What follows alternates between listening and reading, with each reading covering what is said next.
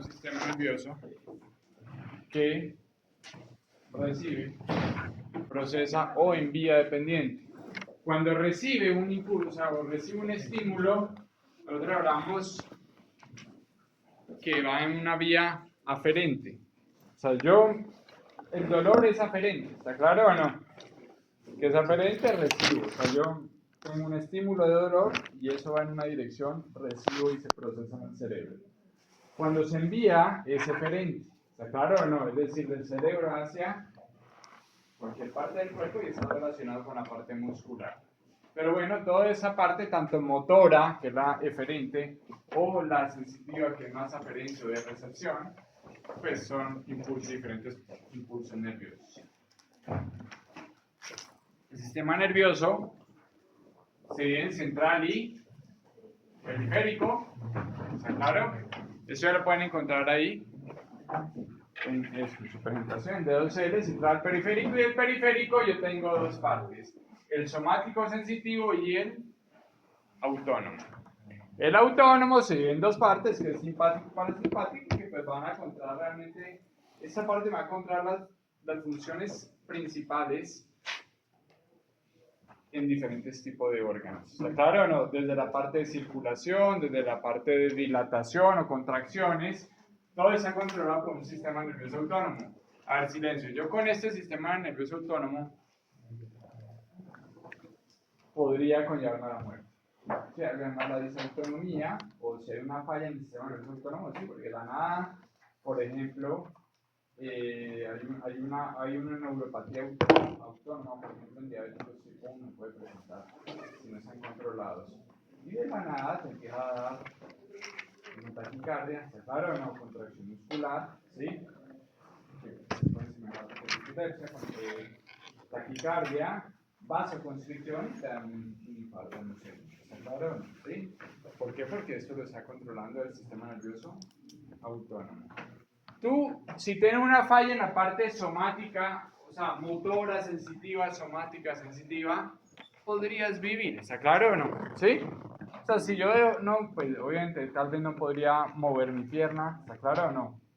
O sea, un parapléjico en cierto sector, o sencillamente dejo de sentir aquí un lado de la cara.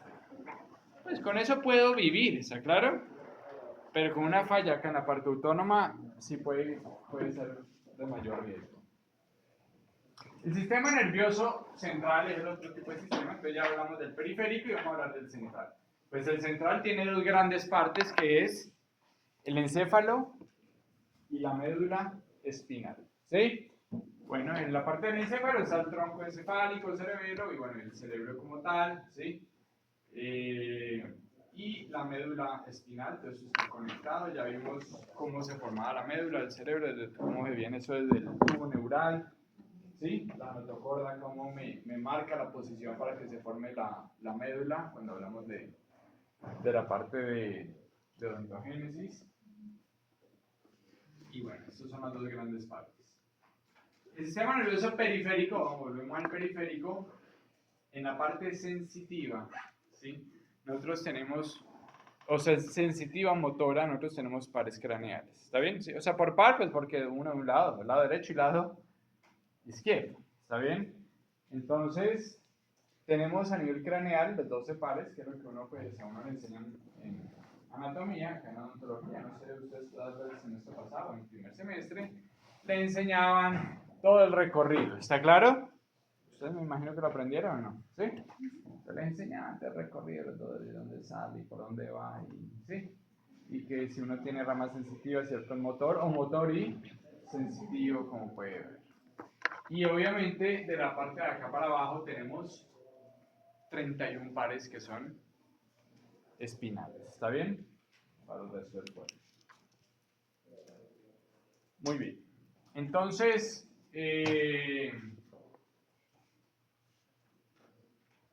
a ver, ya te puedo explicar esa cosa, ¿está claro?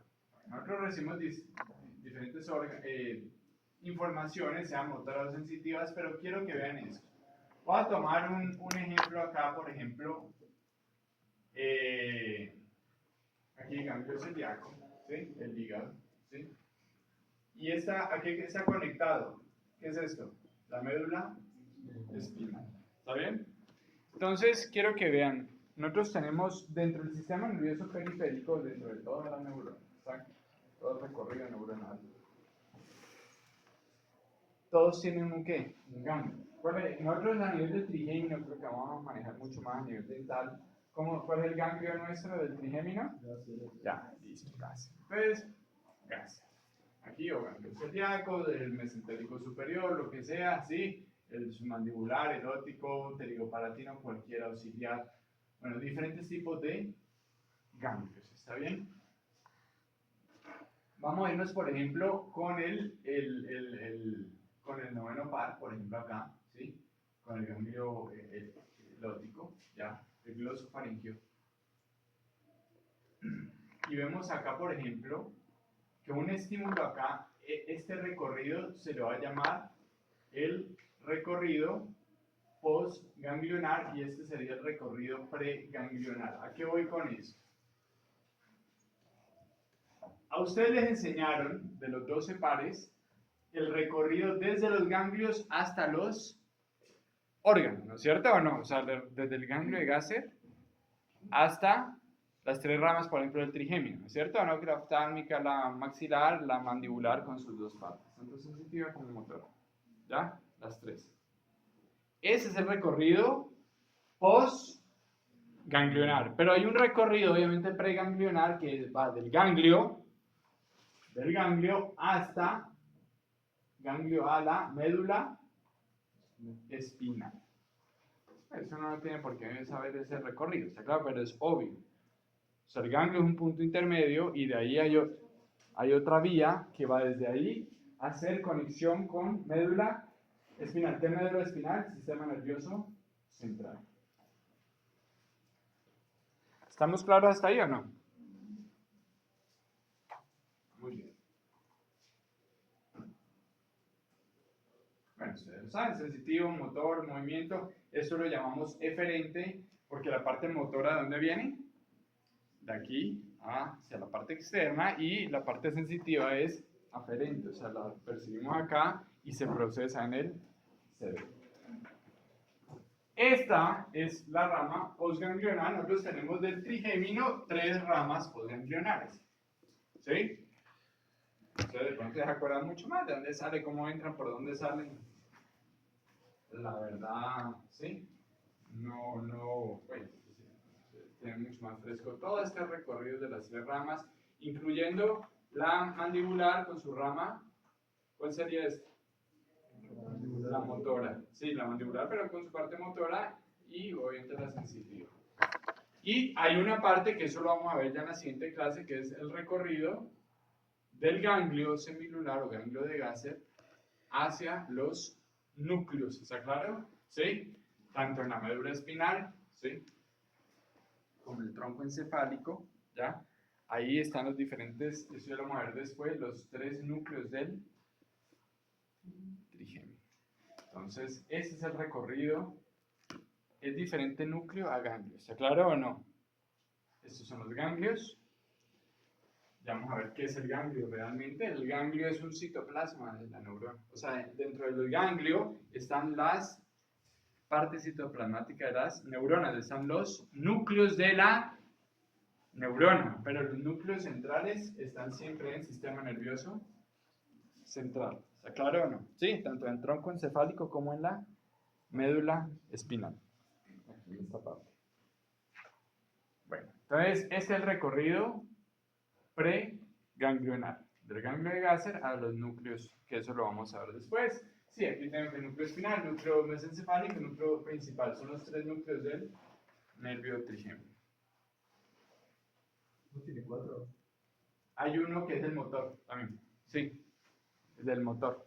Estos son de los sensitivos. Queda cerquita y no estoy más acá con el mesencefálico o aquí cerca. O este creo que es. ¿Sí? Ahí lo dibujo, pero no lo marco. Es uno más chiquito.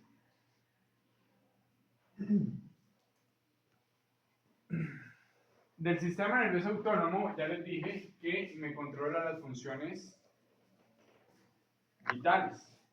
A nivel de la pulpa, vamos a empezar a hablar solo de la pulpa, ¿está claro? ¿Sí?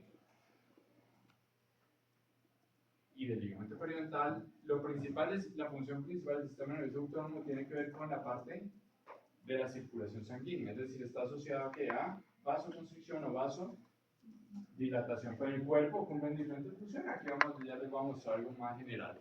El que está asociado a vasoconstricción es el sistema nervioso simpático. ¿Sí?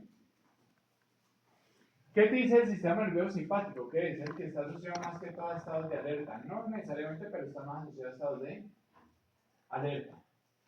El parasimpático es lo opuesto, y si yo digo que el simpático es vasoconstricción, pues el parasimpático va a estar asociado a vasodilatación. ¿Está bien? ¿Estamos hasta aquí o no? Muy bien. Ya les dije que eso controla las funciones vitales. Por ejemplo, acá, bueno, aquí en el iris del ojo, vean acá, el simpático no contrae. Así como los vasos sanguíneos genera vasoconstricción, aquí, por ejemplo, en el iris dilata. Aquí no todo es constricción. Por ejemplo, que en el músculo occipital del ojo lo relaja. Obviamente, pues el parasimpático va a ser totalmente lo opuesto. Entonces, no todo es vasoconstricción o contracción con el simpático, como ya vemos. Pero, por ejemplo, acá, que esto es importante, bueno, glándula salival, reduce la secreción, un aumento de la función, la serostomía está un aumento con el efecto simpático. El corazón, ¿qué genera? En cambio, aquí, ¿qué genera? Así como acá relaja la parte muscular, aquí, ¿qué está haciendo? Contrae. Entonces, no en todos los músculos igual, dependiendo del sector, hacen una cosa o lo otro. En los bronquios dilata, acá contrae el aparato digestivo. Esto es importante porque la gastroparesia está asociada a una alteración del sistema nervioso autónomo. ¿Qué es la gastroparesia? Que puede llegar a ser pues hasta grave, ¿está claro o no? Es problemas, o sea, no digieres, literalmente las enzimas, no se secretan enzimas gástricas, o sea, no digieres nada y la función es muy lenta, ¿está bien o no? ¿Sí? Personas que viven con llenura, no comen nada, y pues incluso ellos tienen como el estómago un poco inflado, por más que no coman ni nada de eso, ¿ya? Y eso está asociado en base, son obviamente hay cuestiones genéticas, todo eso, pero en gran parte lo que está alterando es el sistema nervioso autónomo, que en ciertas cosas puede llegar a ser grave, también obviamente una gastroparesia muy avanzada, ¿ya? Hay un síndrome, el nombre, sí, que también está asociado a esta parte de la motilidad. Tienen que comer ciertas cosas muy específicas por precisamente esta disminución de motilidad. Y pues en cambio es que tú, o sea, exceso de motilidad es una actividad simpática y está asociado a un mayor metabolismo digestivo, que es esta parte de parasimpática. Entonces, como lo vemos, no todo es contracción con el simpático, aquí sí, con la parte del corazón y con la parte de circulación se está asociado a vasoconstricción y a contracción de músculos cardíacos. Pero en otros sectores es totalmente lo opuesto. Si hablamos del sistema nervioso, pues la celulita base es la neurona, ustedes ya han visto seguramente pues cómo es una neurona. Vamos a hablar un poquito de esto. La neurona tiene tres grandes contenidos principales. Una parte largota, ¿cómo se llama? Axón, ¿cierto o no? A través del cual se va a permitir van a ir neurotransmisores que van a ir permitiendo como una corriente eléctrica. ¿Sí? Vamos a tener un soma, y el soma es el núcleo. O sea, es una célula de tener un núcleo y un citoplasma con todo el contenido citoplasmático. ¿Dónde se encuentran? En los ganglios. Yo te digo, las neuronas del trigémino, ¿dónde tienen su citoplasma, su núcleo y toda esta parte central de cualquier célula? En el ganglio de Gaser. Ahí está. ¿Está bien? Ahí está su soma. Soma es todo este contenido nuclear citoplasmático de la neurona. En el ganglio de Gaser, dentro de todo ese ganglio están los somas.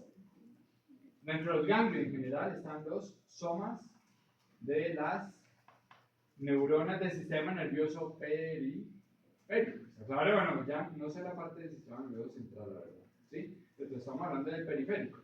yo estoy hablando del trigémino, ¿sí? Ese recorrido que ustedes les enseñan que es un axón. ¿Entendido o no? Con unas terminaciones que se llaman dendritas, que son o receptoras o para pasar información. ¿Claro o no? ¿Sí? Dendritas. Pero el soma, el núcleo, que ahí es donde se produce, en el núcleo que van a producir proteínas. ¿Cuáles proteínas ya vamos a hablar? Que produce una neurona, hay dos básicas. La más básica se llama neurotransmisor, porque va a permitir que se transmita un impulso a través del axón. Y hay otra cosa que se llama neuropéptidos, que también están asociados a procesos inflamatorios. Entonces, estas son las tres grandes estructuras. En el soma está todo el contenido, ¿qué? De cualquier célula. ¿Qué tiene una célula? Núcleo y citoplasma. ¿Está bien? Este es mi soma. ¿Está claro? El núcleo, su citoplasma, ¿cómo se llama la parte larga? Axón y unas terminaciones que se llaman dendritas, que aquí en la punta tienen unas bolitas redondas que se llaman botones sinápticos. ¿Qué es botón sináptico? ¿Qué suena para hacer? Sinapsis. Ahí se pasan neurotransmisores y se pasa un impulso. ¿Está claro? Bien, muy bien. Entonces, si yo paso un impulso nervioso como, digamos, si fuera un impulso sensitivo, ¿qué es lo que ocurre primero? Hay una recepción. ¿Está claro o no? Después, ¿qué ocurre en la parte de integración? ¿Qué es integración? Se tienen que liberar neurotransmisores. Es decir, ese impulso, yo recibo un estímulo cualquiera, inmediatamente eso estimula que la liberación de neurotransmisores, ¿en dónde se van a producir? En el núcleo. Si yo tengo un dolorcito, ¿está claro? Algo que me está generando dolor, ¿ya? Todo el tiempo hay una liberación constante de neurotransmisores, hay un impulso, un proceso inflamatorio que está estimulando esas fibras nerviosas. ¿A qué? A que aquí se esté liberando muchos neurotransmisores y el dolor esté ahí todo el tiempo, ¿ya? Y neuropéptidos, que están asociados, ya vamos a hablar después, a mantener ese proceso inflamatorio, ¿ya? ¿De ahí qué viene? Pues viene la transformación en zona, que es cambiar ese impulso químico, que es la parte química, ya vamos a hablar después de eso. El impulso químico son los neurotransmisores, pero ya vamos a entender que esos neurotransmisores son necesarios para que se abran unos canales en el axón y permitir un impulso eléctrico. ¿Está bien? Entonces esa parte, ese cambio a un impulso eléctrico lo llamamos la transformación. ¿Y eso, dónde ocurre todo eso en neurotransmisores? ¿Dónde ocurre este cambio? Aquí en el soma, para que a lo largo de la acción vaya un impulso eléctrico. ¿Está bien? También van neurotransmisores. ¿Y después qué ocurre? La transmisión de neurona a neurona. ¿Entendido? ¿Sí? Dime. O sea que, a ver, por ejemplo, en el trigémino las dendritas serían las ramas colaterales. O sea, en el trigémino se llama de un punto dental todas las terminaciones nerviosas. O sea, digamos, lo que tienen la pulpa no son ramas muy grandes, está claro, más que todo dendritas, sí, o pequeños axones muy delgaditos que salen y ya se conectan con la fibra nerviosa principal, está claro, no un axón principal. Y recibe un estímulo nervioso, ¿está bien? ¿Sí? Y ahí hay, pero para que se traslade eso a través de un axón, ya lo vamos a ver aquí en el siguiente video, ¿tú qué necesitas? Que haya primero neurotransmisores, ¿está claro o no? ¿Qué es el neurotransmisor? Ellos van a permitir que a lo largo de la acción ocurra un impulso eléctrico, ¿está bien o no? ¿Sí?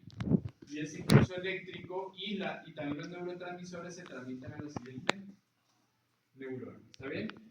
¿Qué me sirve entonces el soma? ¿El soma qué es? Es el punto donde se liberan neurotransmisores. ¿Está bien? Ya vamos a entender eso. ¿Para qué? Para que esos transmisores permitan cambiar y que haya un impulso ¿qué?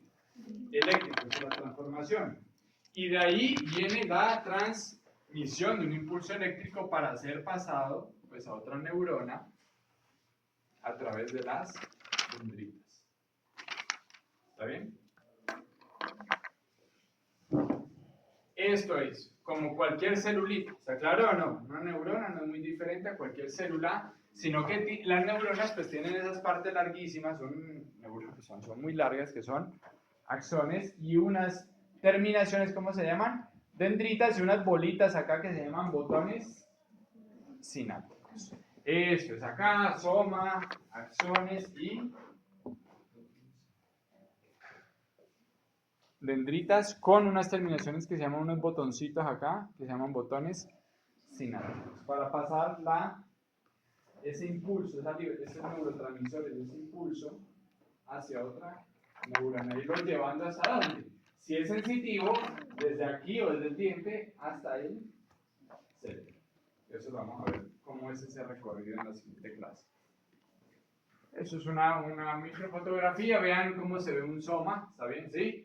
Axones, y yo aquí no puedo ver entre dendritas, estos son axones, dendritas, y estos son los botones, las terminaciones dendríticas en botones sinápticos o telodendritas, que se llaman. Estas son ramificaciones de las dendritas. ¿Qué tenemos en la punta? Entre dendritas y telodendritas y terminaciones. No va a entrar una axón muy grande, pero a través del ápice de un diente, que es de por sí un huequito de nada, y un foramen muy chiquito, no van a entrar grandes axones. ¿Ya? Entonces, bueno, vamos a ver, me toca poner clic en ese video, ¿no? Aquí tenemos cómo se pasa el impulso. Perdón.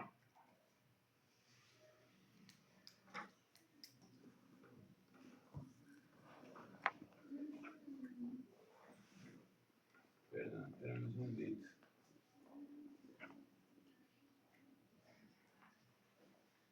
No sé por qué no abre este video. En un segundo. Para que no me...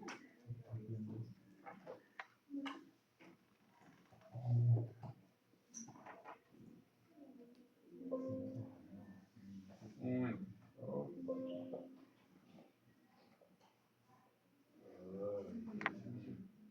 Para encontrar estos videos.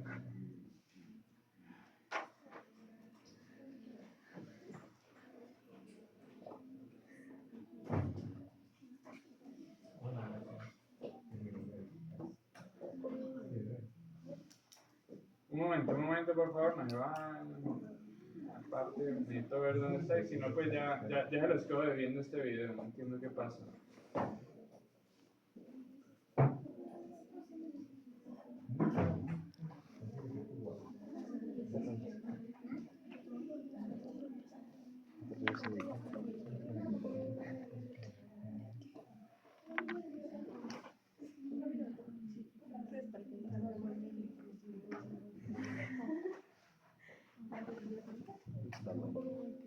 Bueno, lo buscaré después. Ya, listo, no, sigamos, no me voy a detener aquí mucho. ¿Está bien? Sí.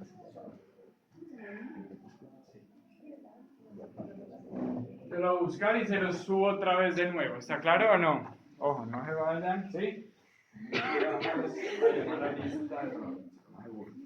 ¿Ya? Ambos grupos. Listo, entonces,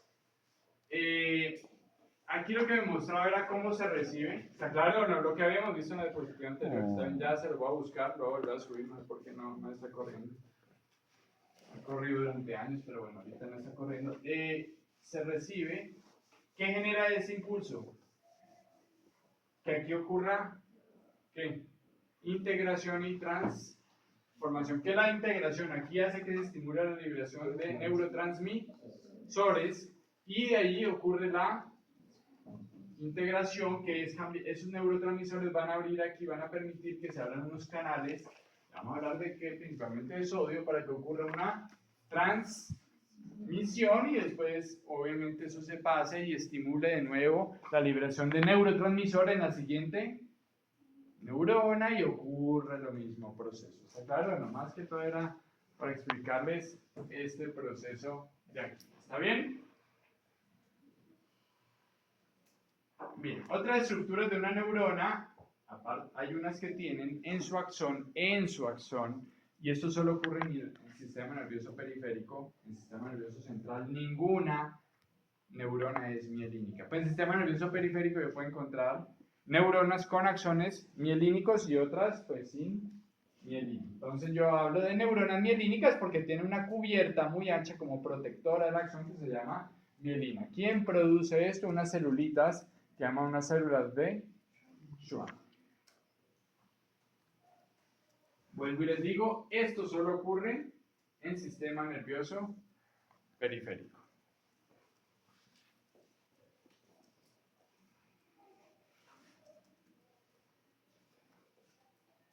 Vean acá el impulso, entonces acá botones sinápticos, pterodendritos, botones sinápticos acá. Dice que las células de Schwann producen la mielina. Sí, claro. Ellos van a estar aquí sobre el axón y ellos van a empezar a producir como una envoltura. Es una célula que está sobre el axón y va a empezar como a producir una envoltura para cubrir todo el axón y es una envoltura, pues comparado al diámetro de un axón es bastante grueso. O sea, claro, es 3 veces el diámetro de un axón o más. No se sabe por qué, realmente por qué una tiene mielina no. Obviamente eso va a tener, ya vamos a hablar de eso, eso va a tener también una indicación, digámoslo así, en cuanto a lo que es la velocidad del impulso. ¿Sí? O sea, la velocidad a la cual se transmite a lo largo de una neurona periférica, las que tienen mielina van a ser más rápidas que las que no son mielínicas, pero el por qué ocurren ciertas neuronas, no todas las periféricas. O sea, yo en la pulpa, ya vamos a ver después, yo tengo unas fibras que son mielínicas y otras que son mielínicas. ¿Está bien? Tenemos de los dos tipos. ¿Está bien? Las A y las C. ¿Sí? Entonces, de acuerdo a como yo veo la formita de las neuronas, pues haga así, a simple vista, más o menos se clasifican así. ¿Claro o no? De acuerdo a cómo las ve. A la forma que tienen se llama unipolares, bipolares, lado axón para acá, lado. La pseudounipolar es una bipolar, pero que tiene un axón inicial compartido. Y las multipolares, que es la típica neurona que uno le pintan con varias dendritas cercanas, ¿está bien? Sí, un axón igual, bueno, dendritas y esto. O sea, son dendritas, múltiples dendritas cercanas al soma. ¿Está bien?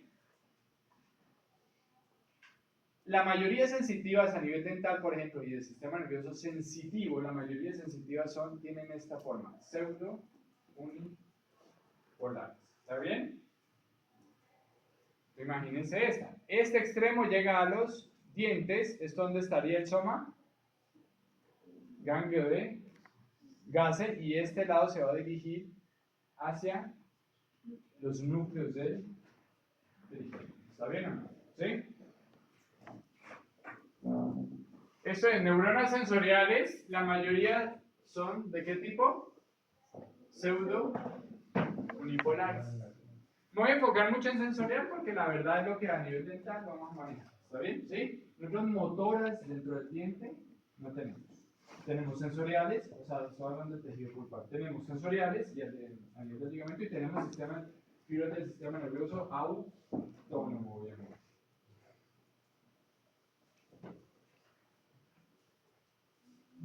Entonces, unipolares, pseudounipolares, bipolares están en todo el sistema nervioso periférico. Las multipolares están en el sistema nervioso autónomo, que hace parte del periférico. O sea, esta parte son más que todo de la parte sensitiva y motora. Y las multipolares son más exclusivas del sistema nervioso central. Y por eso a uno le dibujan siempre la neurona así, porque realmente son las del sistema nervioso central. Y las autónomas también tienden a ser multipolares. Pero esta la encontramos entre sensitivas y motoras, principalmente.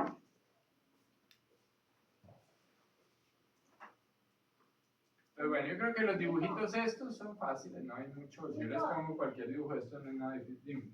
Las multipolares eran del sistema nervioso central, ¿verdad? Sí. Y autónomo también.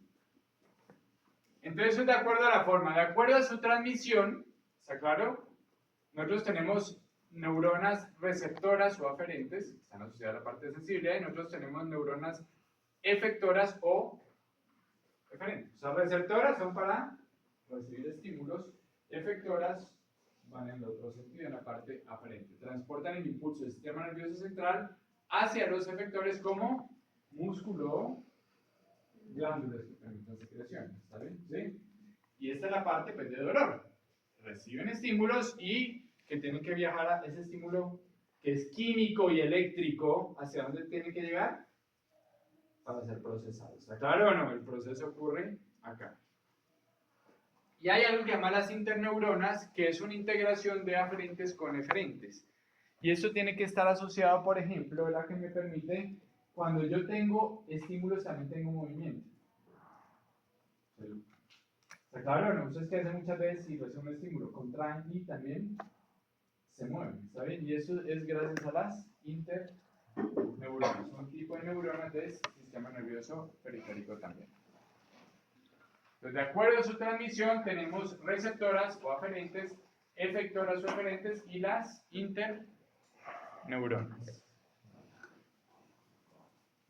En receptoras, a nivel receptoras, es lo que yo tengo en el tejido pulpar. Aparte de las del sistema nervioso autónomo. O sea, claro, yo tengo sistema nervioso, o sea, yo tengo neuronas receptoras sensitivas en la pulpa y tengo neuronas autónomas.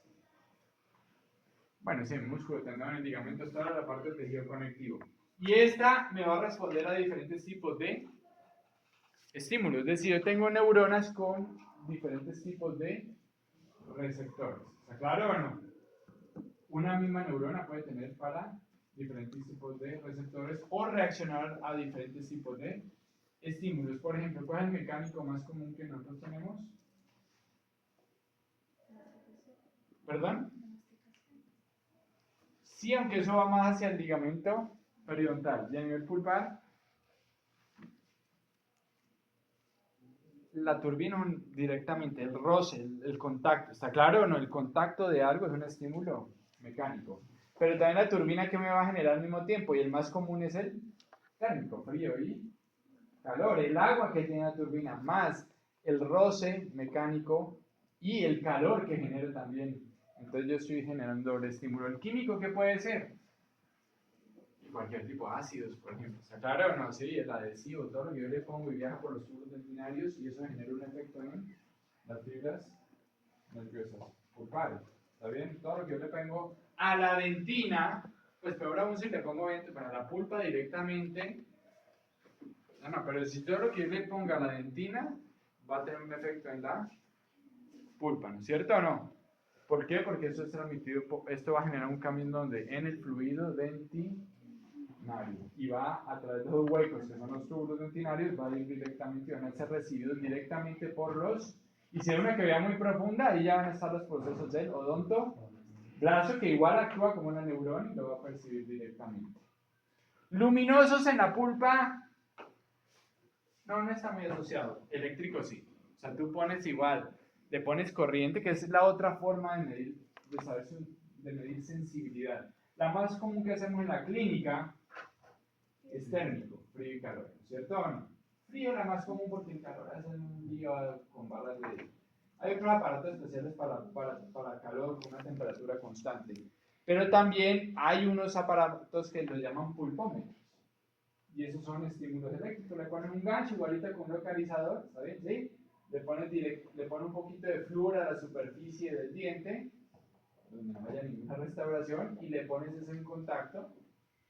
Y eso va a ir transmitiendo corriente de menor a mayor intensidad. Y entonces, de acuerdo en qué punto el paciente empieza a sentir eso, tú lo vas diciendo, oye, está medio muerto, o realmente la respuesta está normal. Esta parte eléctrica es muy necesaria en casos de trauma. Porque cuando tú te golpeas muchas veces el diente, por algunas semanas no te va a responder al frío ni al calor, y no quiere decir que esté muerto. Claro, entonces es mucho más fiable en casos de trauma los estímulos ¿qué? Eléctricos. ¿Está bien o no? Nosotros está mal llamado a hacer pruebas de vitalidad. Eso no se llaman pruebas de vitalidad. ¿Está claro o no? Se llaman pruebas de sensibilidad. ¿Cuál es la diferencia entre vitalidad o sensibilidad? Yo no puedo perder la vitalidad de un órgano, pero sí la sensibilidad. Yo puedo vivir sin sensibilidad, pero no sin vitalidad. ¿A qué voy con esto? ¿Qué creen? No sé si me entienden o no. La vitalidad es la vida del diente. Exactamente, pero ¿qué necesita para que algo esté vivo? La pulpa. ¿Qué? En el diente, la pulpa. O sea, Y bueno, sí, está en la pulpa, pero ¿qué necesitamos? Irrigación. una irrigación sanguínea. Irrigación. Eso.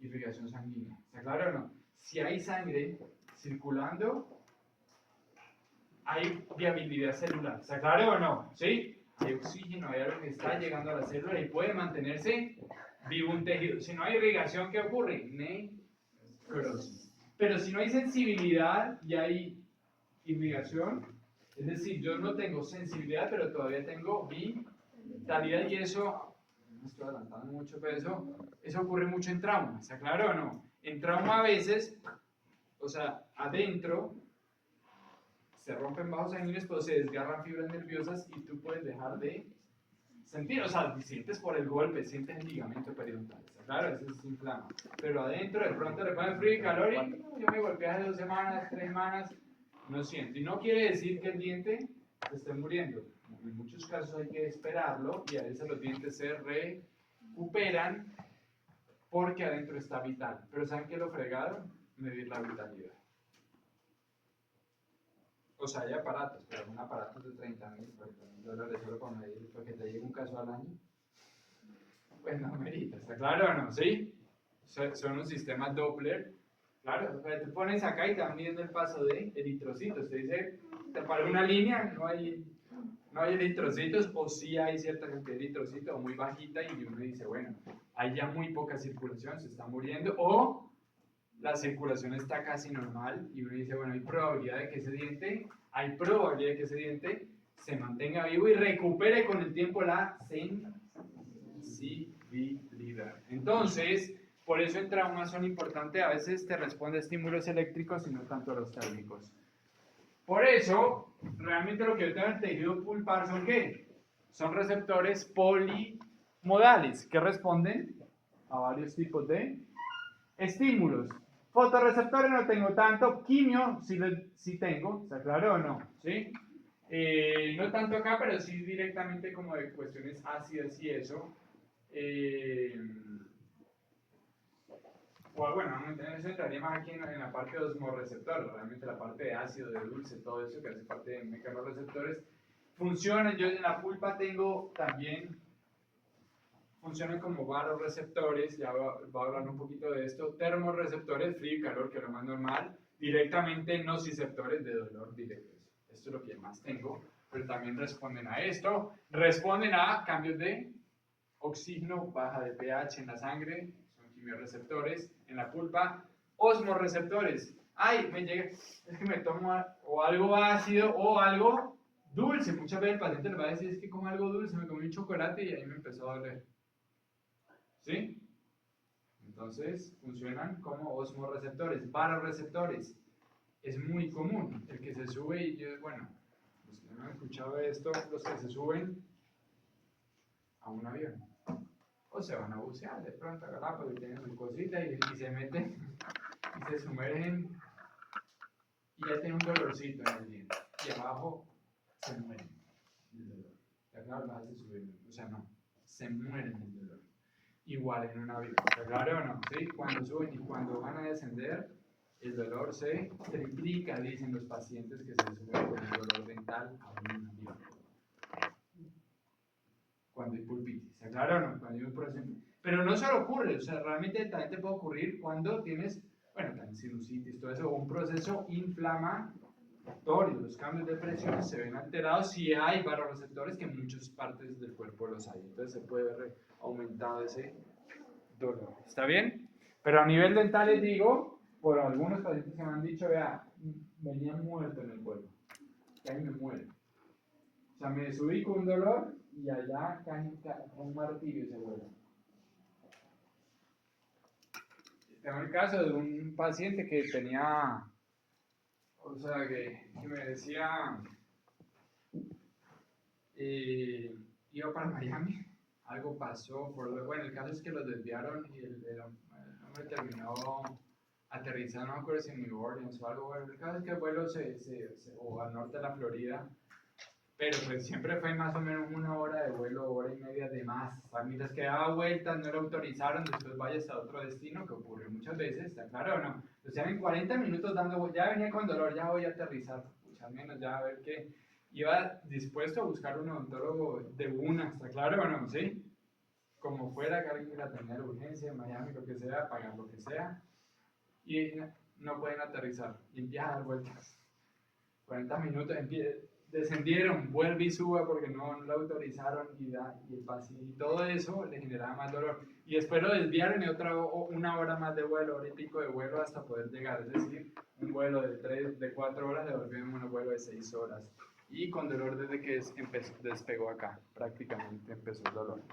Entonces, sí, eso sí se siente en un paciente. Entonces, la parte, la sinapsis, yo tengo dos tipos, la parte eléctrica y la parte química, como hemos hablado, ¿ya? Van de la mano. La parte química que está asociada, o sea, la sinapsis química está asociada al paso de neurotransmisores. Y la parte eléctrica, pues va al paso de una parte eléctrica que es necesario,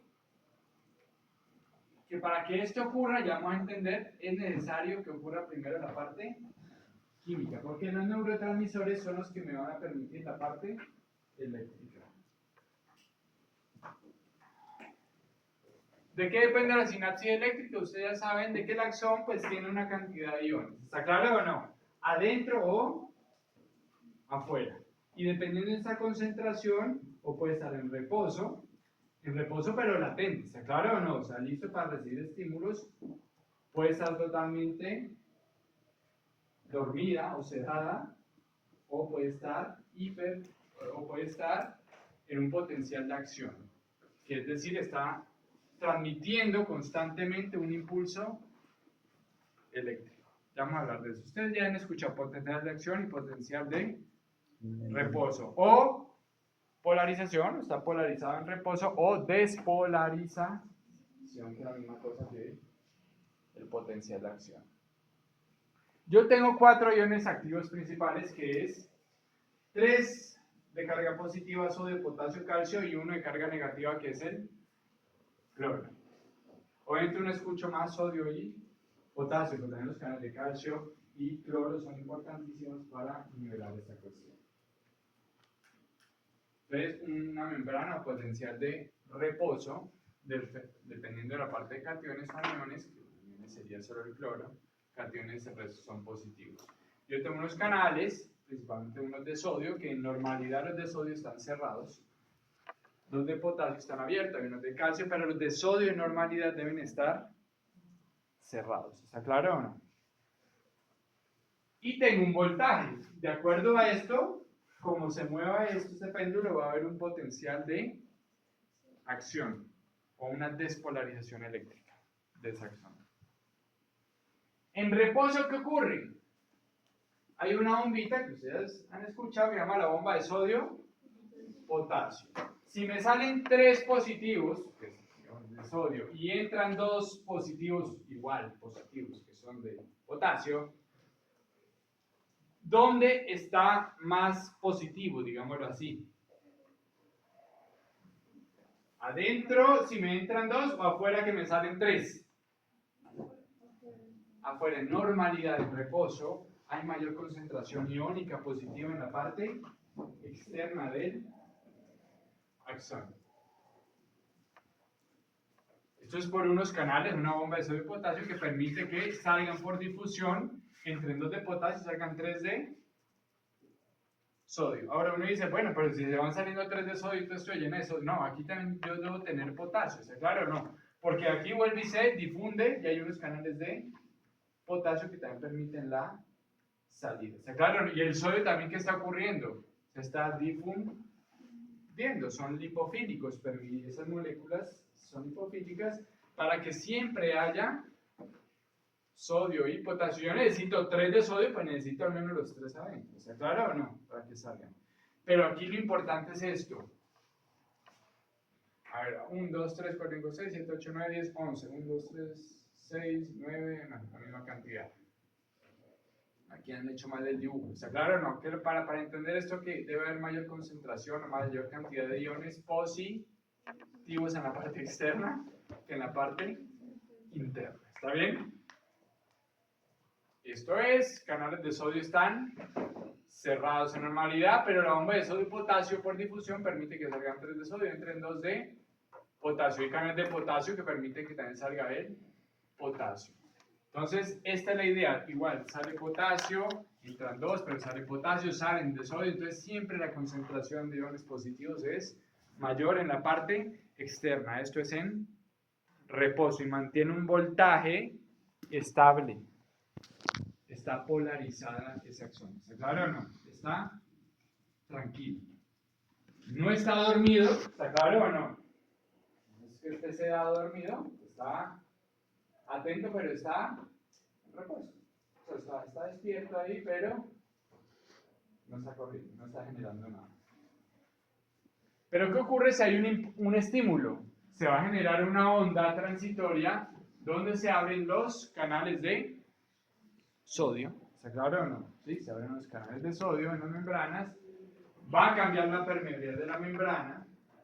¿Sí? Va a haber una redistribución iónica, ya lo vamos a ver, que se llama la despolarización. Esto puede ceder rápidamente o mantenerse. Si hay un estímulo constante, ¿qué es un estímulo constante? Pues el dolor constante. El proceso inflamatorio, esto no cesa, está todo el tiempo. Pero si es en el momento, me llevo el frío, me pellizqué aquí, bueno, ahí ocurrió un impulso eléctrico desde aquí hasta acá, y ocurrió una despolarización en cuestión de milisegundos, pero cesó. ¿Está bien o no? Y vuelve a un estado de reposo. A eso se llama despolarización, donde se abren los canales de sodio. Entonces, ¿qué es lo que ocurre? Que aumenta lo opuesto al reposo. En reposo, ¿dónde hay mayor cantidad de iones positivos? Afuera. Pues, ¿qué ocurre en la despolarización? Lo opuesto. Si se abren los canales de sodio, se mete mucho sodio y entonces temporalmente el axón queda con una carga al interior más positiva. Eso es la despolarización y ocurre esta parte. ¿Ya? Entonces aquí entran en potencial de acción, se abren canales de sodio y me están entrando constantemente. Entonces quedo con una carga más positiva que aquí sí lo dibujaron bien, está más iones positivos que en la parte externa. ¿Cuáles son estos rojos? Cloro principalmente. ¿Está claro o no? ¿Sí? Cloro. Esos son de carga negativa, porque calcio, potasio y sodio son de carga positiva. ¿Qué ocurre si ya pasó el impulso? Se cierran los canales de sodio y vuelve toda la normalidad. Se cierran esos canales de sodio. Aquí están abiertos en el potencial de acción o despolarización, y aquí vuelve y se repolariza y vuelve toda la normalidad. ¿Entendido? Es lo que está ocurriendo, el interior de la acción temporalmente va quedando positivo. ¿Está claro o no? ¿Sí? Pero pasa y vuelve a repolarizarse. Se cierran esos canales de sodio y todo vuelve a la normalidad. Ahora, ¿qué es la hiperpolarización? Es lo opuesto a la despolarización. Es decir, llenar eso, aquí sí es como sedarla. ¿Qué necesito yo para sedar? Eso también tiene que ver mucho, en parte, tiene que ver mucho la cantidad iónica de iones de cloro. Si yo lleno el interior de iones de cloro, ¿qué ocurre? Es mucho más difícil despolarizarla. ¿Por qué? Eso tiene que ver mucho con el umbral del dolor. Es que yo sí aguanto el dolor, pues yo aguanto más el dolor que otra persona. Tiene que ver mucho con eso, ¿está claro? ¿Por qué? Claro, yo tengo una carga muy alta negativa de llenos de cloro adentro. ¿Qué significa? Que para yo generar un estímulo y que me genere ese cambio a una despolarización, tengo que sobrepasar ese contenido negativo del interior. Pero si no lo logro sobrepasar, puedo aguantar estímulos y no logro despolarizar y todo sigue normal. ¿Entienden eso o no? ¿Sí? O sea, puedo aguantar un poco más. Eso se llama hiperpolarización o disminuir el estado de excitación. Aumentar la carga negativa intracelular. Entonces, es una neurona en reposo o polarizada. Al interior que tenga una carga de menos 65 milivoltios. Una neurona excitada en estado de despolarización o potencial de acción, una carga de menos 45. En cambio, hiperpolarizada es de 70 o menos 80, menos 90, de ahí en adelante, dependiendo, está ya hiperpolarizada, una neurona inhibida. Obviamente, si yo tengo aquí en menos 70 y en normalidad menos 75, para excitar a esa que está a menos 70, necesito una mayor entrada de iones positivos. ¿Está claro? Eso es. ¿Cuál está más cerca a cero?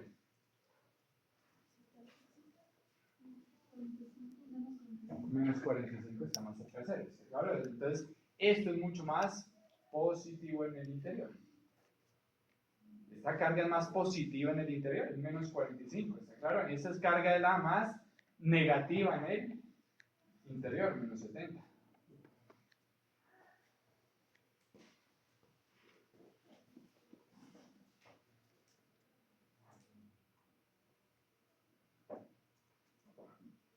Muy bien, ya casi terminamos. Y, bueno, la parte química, bueno, se da en un solo sentido, ya ahora no va a entrar mucho por esto. Esto es el botón sináptico. ¿Dónde está el botón sináptico? En las terminaciones de las dendritas. Y entonces a través de aquí se van a liberar los neurotransmisores, se van a unir a sus receptores y esos receptores, o sea, es como la misma señal. ¿Está claro? Ese neurotransmisor se libera por aquí, lo une a su receptor y manda una señal hasta el núcleo y se sintetiza igual lo que vimos en la clase anterior, una síntesis de proteínas. ¿Cómo se llama proteína? Neurotransmisores. O sea, actúan como un factor de crecimiento, después se une acá el neurotransmisor, genera un efecto acá para que se liberen nuevos neurotransmisores. ¿Y para qué me sirve ese neurotransmisor? Vean acá, los neurotransmisores, ¿qué hacen? Se unen a una proteína receptora que está unida en el citoplasma dentro de ese es el cambio, ¿está claro o no? A la fase, o sea, es lo que permite la parte química que se convierta en la parte eléctrica. ¿Qué es lo que me está generando el neurotransmisor? Esto genera un efecto sobre unas proteínas citoplasmáticas que se llaman las proteínas G. ¿Está claro o no? Estas proteínas G, alfa, gamma y beta, cumplen diferentes funciones. La gamma y la beta, esto no está escrito, ni lo voy a preguntar, ¿está bien o no? ¿Sí? Estas llevan la información. ¿Se acuerdan las proteínas SMAD y la MAP quinasa o no? Bueno, en síntesis de proteínas, son las que llevan desde la membrana hasta el núcleo de la señal. ¿Está claro o no? Son las proteínas que llevan la señal ¿para qué? Para que esa célula receptora produzca, en este caso, ¿qué? Neurotransmisores. ¿Está bien o no? Pero la alfa, ¿qué es lo que hace? Va a abrirme está encargada de mantener los canales de sodio y también los de potasio. En este caso está un ejemplo de potasio y también los canales de sodio abiertos. ¿A qué voy con esto? Si no hay neurotransmisores, la parte eléctrica, si no se abren canales, no ocurre. ¿Entendido? ¿Dónde actúan los anestésicos en su mayoría? Tú tienes dos formas, la parte sedante o de bajar la sensación de dolor, por ejemplo, el óxido nitroso te actúa más en aumentar la carga negativa al interior del axón. ¿Está claro? Es como inhibirla un poco, ¿entienden? Bueno, que ante un estímulo, no sé si alguien ha trabajado óxido nitroso, lo han hecho, han visto, no sé, el paciente hay que anestesiarlo bien, pero sí te aumenta un poquito más el umbral del dolor, aparte de la relajación que te genera, ¿está claro? Un poquito más. Pero los anestésicos, ¿dónde actúan? Aquí, bloquean ahí, se meten ahí, en esos canales. Entonces, ¿qué ocurre? ¿Qué meten sobre todo en los canales de sodio? Si se meten ahí la molécula del anestésico, ¿qué ocurre? Se puede abrir, pero no hay entrada de sodio, entonces no va a ocurrir la despolarización. Ese es el mecanismo principal, bloquear aquí.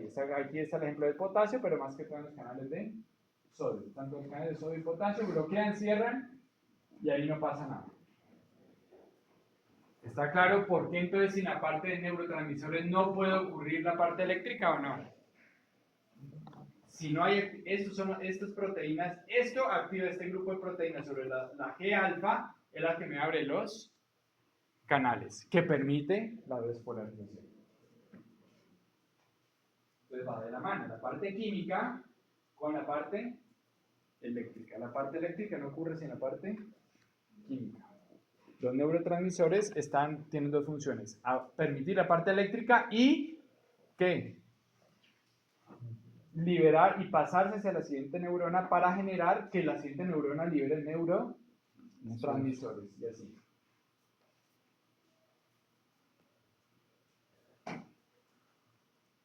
Hasta aquí quería llegar. Entonces, con esta diapositiva acabamos. Vean acá. Esto les cuesta, pero no es tan difícil. ¿Está claro o no? ¿Sí? Con este diagrama. Eso es una neurona. ¿Sí la ven o no? ¿Sí? ¿Qué me dice acá? Bueno, esta es la parte que da hacia al diente. ¿Esta qué sería? ¿Cómo llama esta parte de una neurona? El soma. ¿Dónde está el soma? Si estamos hablando de una neurona del trigémino. En el ganglio de Gauss. ¿Está claro o no? Esta es la rama postganglionar, la que va hacia el diente.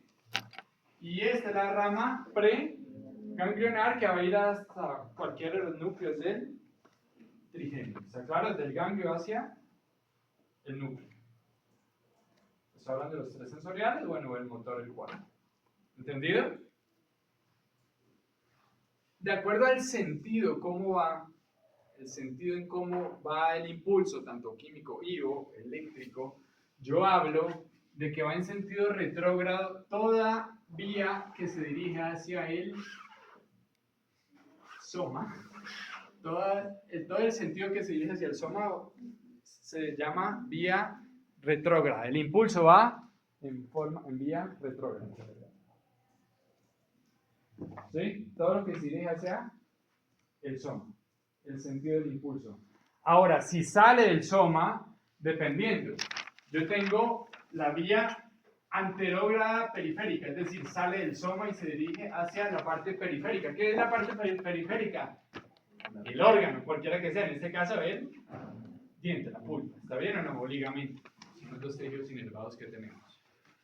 Pero la otra vía es la que sale del soma y, ¿qué me dije? Me dice aquí anterógrada central, o sea, central, ¿hacia dónde va?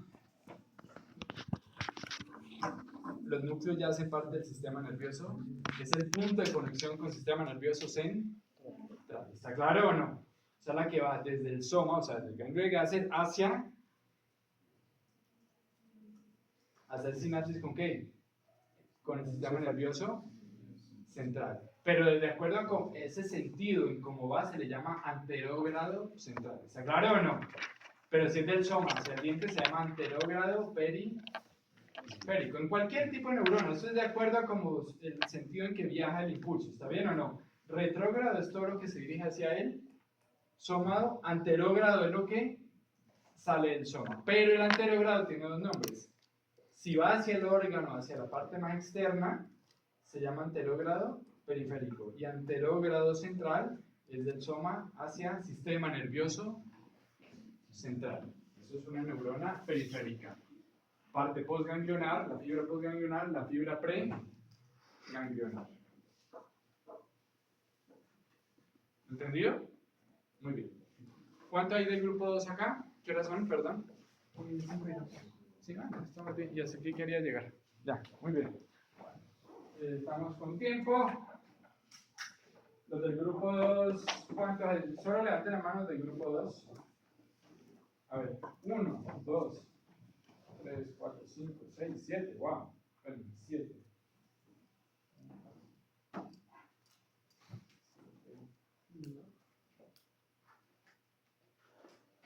21, 7, 14. Son 7. Porfa, anótense en una lista los del grupo 2, mientras llamo a lista a los del grupo 1. ¿Sí?